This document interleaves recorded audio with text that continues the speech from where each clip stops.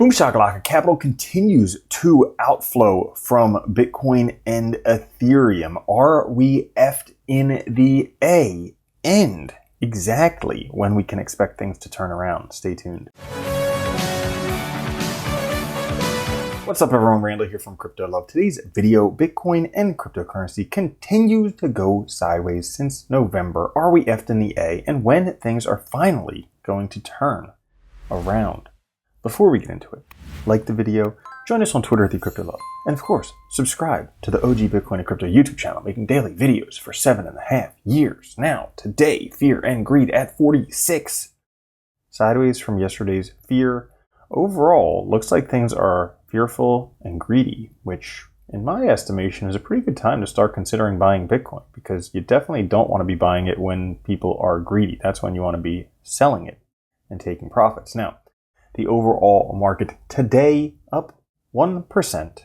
I don't know how, it doesn't feel like it, but Bitcoin 97,000 even, Ethereum 2659, XRP 247, Solana 202, BNB 637, Dogecoin 25 cents, Cardano 70 cents, and Tron 23 cents. And Bitcoin, these are weekly candles right here, but you can see since November has been continuing sideways, range bound between $90,000 and $108,000. We do have some trend line support coming up that you can see price bounced off of recently and should push Bitcoin out of this channel by March or April. However, if we take a look and put the bar pattern from back here in March, the last time we had a sideways consolidation, this is exactly what it looks like.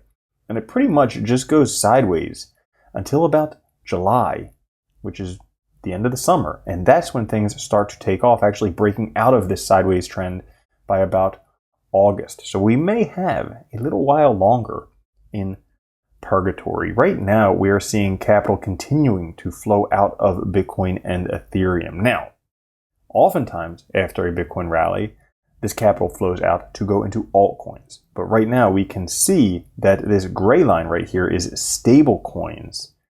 It's not flowing into altcoins yet, hence alt season is not happening yet. And Arthur Hayes made this post a couple days ago. He writes some very interesting stuff, and generally, at least in my estimation, he's usually pretty darn correct. Well, he says be careful of all these government, political, Bitcoin reserve structures. Takeaway, still continue stacking sats, but don't expect them to hold on to Bitcoin forever. Could be this administration buys it, next administration sells it.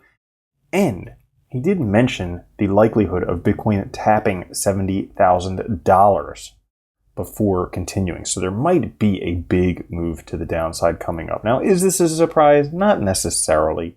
After Bitcoin followed the 2017 chart correlation by 90% in the past year, there was the likelihood of it tapping $90,000. We're getting pretty darn close to that $90,000 mark now, only 6,000 or 7,000 above it. And with that continuation, you can even see the bar pattern taps $70,000, which is where this big volume profile support that Arthur Hayes was talking about. So something in those levels would not be out of the realm of possibility.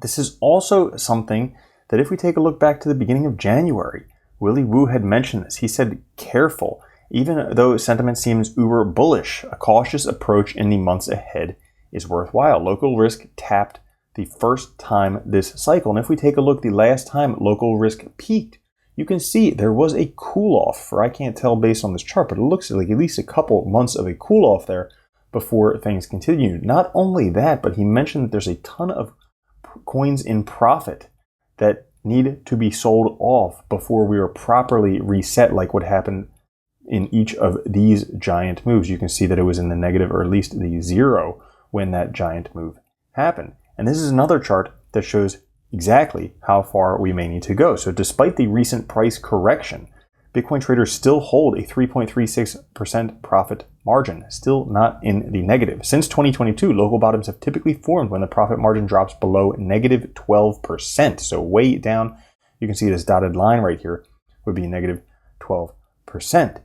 And this suggests there could be more room to the downside before a true bottom is in. So it may just continue consolidating down following this exact bar pattern before everybody finishes selling and the market can continue moving up once again. Now that being said, it may not be the best time to be in small caps.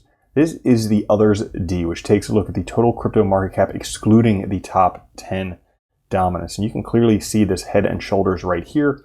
Definitely a bearish pattern, already finding resistance on the neckline right here. Looks pretty ugly. A lot of others may be bleeding for a little while to come. Now, that's the bad news. Here's the good news. We can see here the 90-day realized volatility and selected quantile regression fits coiling up very nicely. When volatility compression occurs, this often precedes a major move. Now, it could be a move to the upside, it could be a move to the downside. This chart doesn't say. But from what we looked at, yes, there could be a quick drop to the downside. But in the long run, it does appear like most of the pain is to the upside. There's a lot of liquidity stacking above Bitcoin.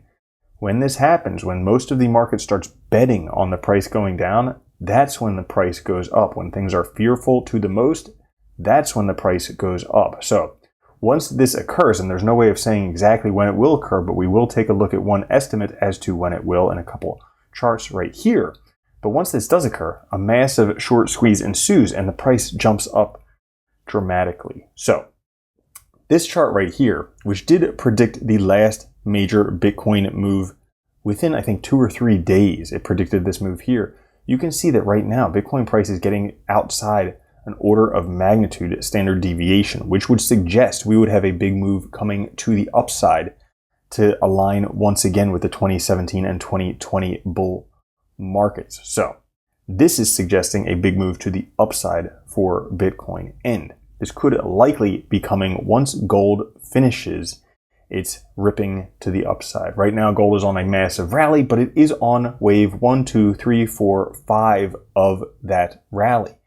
Generally, after gold has hit wave 5, gold price falls off, and that's when Bitcoin makes its really big move. That's the second part, the most massive parabolic pump of the rally. So that would be likely when it is going to happen once gold cools off a little bit. And no matter how long it takes, here's the good news, because while it may not seem like Bitcoin price is buying more in terms of dollars, when we take a look at actual material goods, it is a massive change. In the past 8 years, you have a 6-fold buying increase for Bitcoin compared with real estate, real assets, as opposed to funny money that they just print millions, infinities of.